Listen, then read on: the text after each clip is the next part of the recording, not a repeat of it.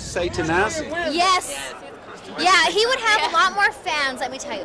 You would have a lot more fans if you wouldn't be so cocky and such an asshole. The most famous fight in boxing's lower divisions history. Millions upon millions of views on YouTube. Tens of thousands of comments and blog posts. Articles across the web are still written to this day. But what was it about Marco Antonio Barrera versus Prince Naseem Hamed that captivated the boxing public to the extraordinary levels it did? Well, there are many factors behind it, and on today's Classic Recap, we'll be taking a brief look at the build-up to the fight, hidden conspiracies and excuses, exclusive backstage footage, and of course, an in-depth look at the fight itself. Definitely, the Prince has more power, and I think the Prince is on his way up. Barrera's kind of maybe on his way down. If you enjoy the content on this channel, please remember to press the like button, as it helps out more than you can imagine.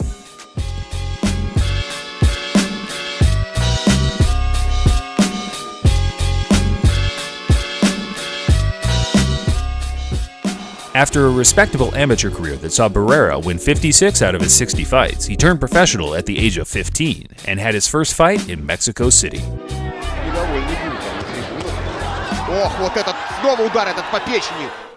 He quickly moved up the ranks and began boxing in the United States, initially at the Great Western Forum in Inglewood, California. It is here where Barrera made a name for himself as a ferocious and hungry fighter. Barrera, also known as the baby-faced assassin, was a relatively calm and respectable person outside of the ring, but it only took a bit of heated trash talk to turn a switch in his brain. Privileged, stuck up, too big for his britches. They hate each other. By the age of 21, Barrera had already become a world champion in the super bantamweight division and made a string of 7 title defenses, all of which ended inside the distance. He put his name on the big stage in 2000 when he matched up against the 35-0 fellow Mexican contender Eric Morales, which went on to be the Ring Magazine Fight of the Year, and rightly so. With an uppercut in the right hand, and the left and a right, and lands them all. Now Morales begins to land the right hand with greater regularity. In what many felt was a controversial decision, Morales got the nod by split decision, despite HBO commentator and boxing analyst Harold Letterman scoring the bout 116-111 for Barrera. I mean, there was no possible way with a 10-8 round and a 12 you could give it to Eric Morales. I disagree totally. Barrera quickly put the loss aside and began getting more victories under his belt until he eventually got the call from HBO, giving him the opportunity to move up to featherweight and take on the British knockout merchant, Prince Naseem Hamed. Let's roll. Hollow man, rule gap busser, lethal weapon like Gibson and Dan Glover. Prince Naseem was one of those rare fighters you have to brand as nothing but an almighty natural talent. From the age of 7, he was taunting and knocking out guys in the gym, and that quickly correlated in the pro ranks.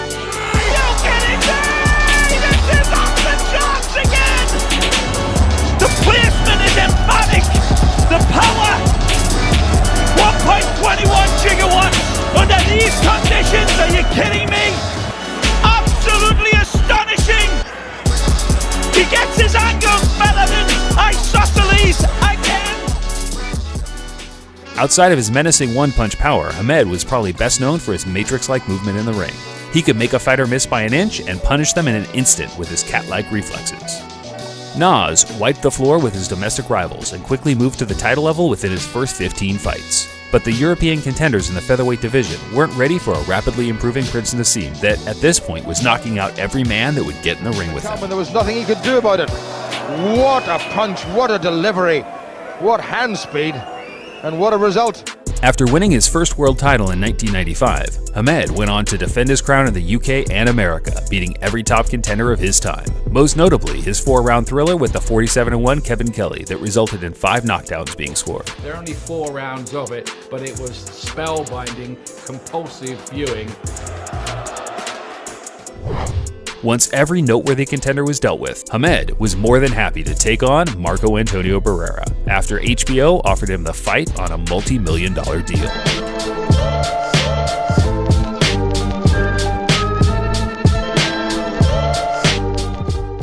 The training camps for both fighters couldn't have been more different. Barrera was training like a Trojan up in Big Bear with his mind focused on nothing but the fight. Hamed, on the other hand, was already 60 pounds over his fight weight limit after he was left unable to train following his penultimate bout with Augie Sanchez, where he apparently broke his hand. Down the front of him, left, right.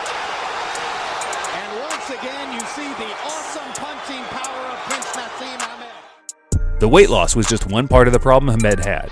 Legendary trainer Emmanuel Stewart turned up at the last 2 weeks of camp to oversee the final preparations and watch Naseem spar, but what he saw was far from a fighter ready to take on Barrera. Hasta luego, as they say in Mexico. See you later. So Manny, are you happy with what you saw in there? Not really, no. He was slow, unbalanced, and missing with wild shots, much worse than he normally does. As fight week approached, Hamed's weight problems would come back to bite him. He knew he needed to lose a few more pounds before the weigh-in, so the very night before, he was shadowboxing in his sauna for hours on end to lose the weight. Probably not the best thing to do just 30 or so hours before the contest. Undefeated! Undefeated! 3 rounds, the Naz, the king, the daddy, the mother of all. Thank you very much. Thank you. Hamed!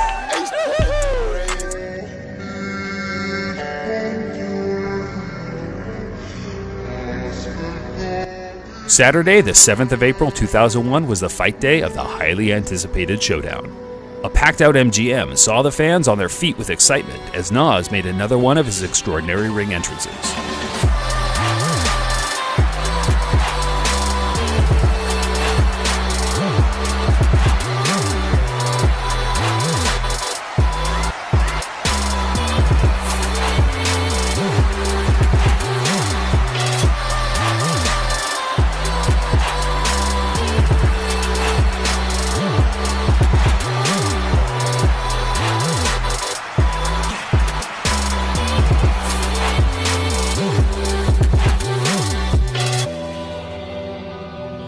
Barrera entered the ring with a record of 52 wins with 3 losses. Hamed, a perfect 35-0 with 31 knockout victories, and at this point, he was regarded as a top 5 pound-for-pound fighter in the world. But being an underdog only made Barrera come out stronger as round 1 began. As he moves up in his first major fight at featherweight. Totally unpredictable mix. And he's hit! High left hook and hurt! Big shot! And he was all over the place, Hamed! It was a good shot. Barrera is very, very sharp. Can Hamed now take the power of Barrera? This is where Barrera is good when he puts combinations together. Barrera shocked many analysts by boxing in a more controlled counterpunching style in round 1, as opposed to his normal come-forward Mexican style. Nas acted unfazed, but I'm sure he knew he needed to bounce back over the next few rounds to stamp some authority on the contest. Hamed can't quite get his punches off. He's trying to spear him with that jab, but he's out of reach with it all the time. Floor, he's always getting up. The chin very high from Hamed. Barrera catching him with quite a few shots. Cuts have very rarely been a problem. Great right hand. Barrera well picked. Oh, another left hook from Barrera. Rocked back, but stays upright. Good body shot from Hamed there with the right hand. His great power. He can hit fighters when they don't expect it. Almost like a cobra waiting to strike, but he's got him with another left hook. He rocked again.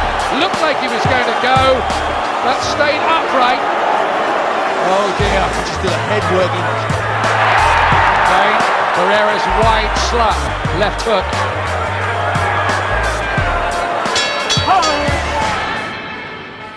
At the end of round 4, Barrera had won every meaningful exchange so far. He made Hamed throw first, while he picked off some solid counter shots and got himself a healthy 4-round lead on my scorecard. But Nas came out in round 5 and started to impose his strength on the Mexican, landing some clean punches and becoming more aware of the shots coming back. Palm Springs, California, Barrera in the Spartan snowy mountains. There's that right hook again, used the elbow as well, Hamed roughing him up close in. He'll be the stronger man, I would think, of these two, the big featherweight against the super bantamweight. It's a bit better for Hamed. Oh, big left hand from Hamed. He smiles, he sneers, and Barrera says, so what? Effectively, waves him back in. That was a good shot by Hamed. Round 8 was the hardest round to score so far. Hamed started strong, but Barrera came back and landed the more eye-catching shots towards the end. I, personally, felt it was a 10-10 round, but Hamed is still down by a few rounds on the cards and needs to finish this fight as strongly as possible. Well, you have to give this guy those rounds. What? You're not supposed to win this round. Listen, listen. You let it. Wave a hand on points. If this fight goes the way it's going right now, you lose your championship. And off we go again. Still looking for the big right hand. Good shot again from Barrera. Trying to feint this attack. Hamed has clawed his way back into the argument. Oh! But he's come by another left hand! All over the place. Left himself open. And it looked so bad when that happened. It looked so very bad. He did against Augie Sanchez when he was on the floor. The referee didn't get it. There's another cracking Barrera's shot. Starting to drive the shots through, big left hand, and Barrera inks it up again. Like blotting paper. Barrera gave Hamed a complete boxing lesson in the 11th, which widened the scorecards even more, leaving Nas in knockout as the only possible option to win the fight. There's never been anything like this. There hasn't, but this is a guy in Hamed with immense pride. You know, he'll still have something left. He'll still have something he wants to give. 12th round. We haven't been disappointed by this. Hamed has just got to gamble. He really has. But Barrera is starting to loosen up. It looks like he wants to stop it. I don't think he trusts the judges. I don't think he does, and after the Morales fight, he has very good weight. And he's doing a number on Hamed now. He really is. He's taken over. Another right hand. And he's took some good shots, and he's still in there, still trying. Oh. Barrera exacting a bit of revenge of his own. He's got something to say to Hamed as well in that interchange. He's got very bad tempered. 1 point off for Barrera. Despite the point deduction in the final round for Barrera, he won the fight 7 rounds to 3 with 2 draw rounds on my card, and thankfully, the judges saw it that way as well, and Barrera pulled off one of boxing's biggest upsets of the year. Tell him that, man. Let's hope England likes him a bit more now he's lost. I'm still proud, 100% proud about Nazar.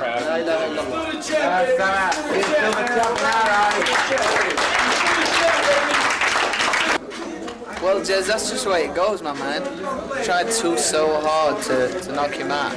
It's not that I relied on that power, it's just that I wanted to knock him out so bad. I trained so hard. And it didn't happen. I suppose that's just the way it's written.